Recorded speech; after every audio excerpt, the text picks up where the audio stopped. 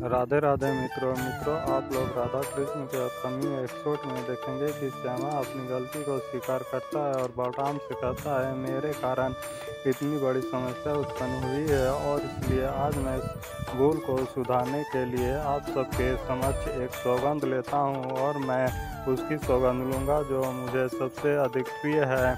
मेरी प्रिय अर्धांगिनी लक्ष्मणा, तुम मुझे क्षमा कर दो। लक्ष्मणा, मेरी भूल के कारण ही जरा ने तुम्हें अपमानित करने की चेष्टा की है। एक पति होने के नाते ये मेरा सबसे बड़ा पराजय है, इसलिए आज मैं सौगंध लेता हूँ कि अब से अपने क्रोध और लोभ को कभी भी ऐसे अवगुणों को अपने विवेक पर हावी होने नहीं दूंगा। जो भी मैंने जारा के साथ किया वो मैं आज के पश्चात किसी के साथ होने नहीं दूंगा और ये प्रण लेता हूँ कि जिस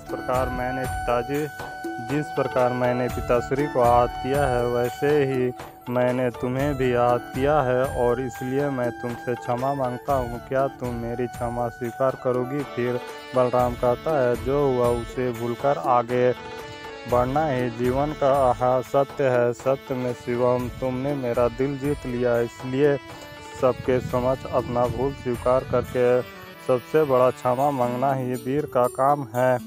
मुझे गर्व है तुम पे श्यामा। तो श्यामा कहता है आपका बहुत बहुत धन्यवाद ताऊ, किंतु क्या मैं लक्ष्मणा को अपने साथ भ्रमण में ले जाने का आज्ञा मांग सकता हूँ? यदि मैंने इसे आहत किया है तो इसके मुख में प्रसन्नता लाना भी मेरा ही दायित्व है। तो बलराम कहते हैं अवश्य ले जाओ।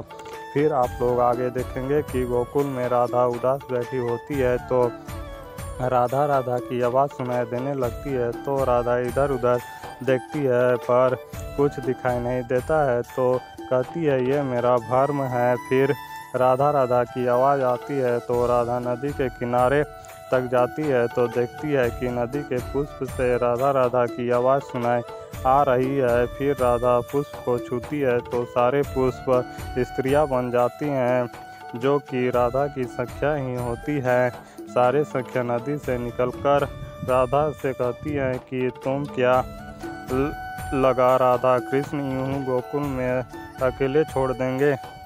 जिस प्रकार कृष्ण के बिना तुम व्याकुल रहती हो उसी प्रकार कृष्ण भी तेरे बिना व्याकुल रहते हैं, किंतु तुमने कृष्ण को रुक्मिणी के ध्यान रखने का उत्तरदायित्व सौंपा है, उसी प्रकार कृष्ण हमें सभी को तुम्हारे ध्यान रखने का उत्तरदायित्व सौंपे हैं। तुम्हें क्या लगा कि तुम गोकुल में अकेली रहोगी? फिर सखियाँ कहती हैं क्या तुम हम सबको देखकर खुश नहीं हो? तो राधा कहती है नहीं सखियाँ, वैसी बात नहीं है, मैं बहुत खुश हूँ तुम सब से मिलकर। फिर आप लोग आगे देखेंगे कि लक्ष्मणा श्यामा से कहता है मैं बहुत चिंतित थी आपके लिए कि ना जाने आप कारागार में रात भर कैसे रहें। आर्या, आपको कोई पीड़ा तो नहीं हुई वहाँ? तो श्यामा लक्ष्मणा से कहता है आज के लिए भ्रमण इतना ही, तुम जाओ महल की और मैं कुछ क्षण में आता हूँ। तो लक्ष्मणा कहती है आर्या आपको क्या हुआ? आप स्वयं ताव से आज्ञा लेकर मुझे भ्रमण में ले आए हो, किंतु द्वारिका भ्रमण में जितने समय रहा आपका ध्यान तो कहीं और है, भ्रमण में तो आपका ध्यान ही नहीं है। मेरा मन बहुत व्याकुल हो रहा है, मुझे आपको छोड़कर जाने का मन नहीं है। तभी श्यामा के साथी आते हैं और कहते हैं कि हमने जारा का पीछा किया और उससे ज्ञात हुआ कि श्री कृष्ण जारा का तीर उपहार को अस्वीकार कर दिए हैं और इस बात से उसे बहुत अधिक ठेस पहुंची है। तब वो श्री कृष्ण के लिए किसी विशेष उपहार का विखेट करने वाला है जिससे वो श्री कृष्ण को भेंट करेगा। तभी श्यामा के मन में विचार आता है कि पिताश्री कहीं जारा पर इतना दिलचस्पी क्यों दिखा रहा है? जारा भी पिताश्री को प्रश्न करने में इतना दिलचस्पी क्या दिखा रहा है? कहीं सारा राज मेरे नाम करने के बजाय जारा के नाम तो नहीं करने वाले हैं? तो लक्ष्मणा रोते हुए ये किया आर्या और पिताश्री के प्रति इस प्रकार के मन में आप ला भी कैसे सकते हैं? तो श्यामा लक्ष्मणा को एक भी बात नहीं सुनता है और अपने साथियों के साथ कहता है कि वो निर्लज जारा आखेट करना चाहता है। ज्ञात रहे उससे जारा को एक भी पशु आखेट के लिए ना मिल पाए। तुम सब चलो मैं आता हूँ। फिर आप लोग आगे देखेंगे कि राधा अपनी सखियों से कहती है, श्री कृष्ण ने सत्य ही कहा था, विनाश काल में मनुष्य सबसे पहले अपनी घर की स्त्रियों का अनादर करते हैं, असीम पीड़ा पहुंचाते हैं। ठीक उसी प्रकार जिस प्रकार श्यामा लक्ष्मणा के कोमल हृदय को ठेस पहुंचाया है। तो सखियाँ कहती हैं, किंतु श्री कृष्ण को तो पता है कि श्यामा लक्ष्मणा का झूठी सौगंध खाया है, फिर श्री कृष्ण क्यों श्यामा को नहीं रोक रहे हैं।